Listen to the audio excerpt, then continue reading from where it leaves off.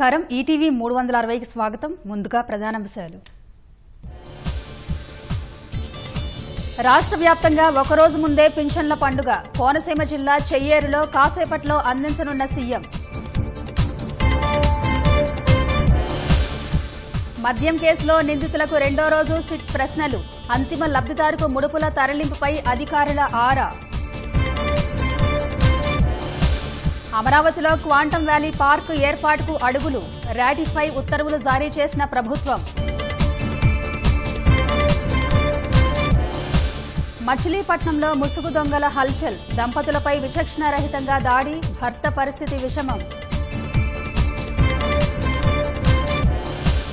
పాకిస్తాన్కు గూఢచర్యం కేసులో మరో వ్యక్తికి బేడీలు. మహారాష్ట్రలోని థానేలో అరెస్టు చేసిన పోలీసులు. ఉత్తరప్రదేశ్ హర్దోయి జిల్లాలో అదుపు తప్పి బోల్తా పడిన కారు. 6 ఏళ్ల చిన్నారి సహా 5గురు దుర్మరణం. ఈశాన్య రాష్ట్రాల్లో దంచికొడుతున్న వర్షాలు. అసోంలో కొండచర్యలు విరిగిపడి 5గురు మృతి.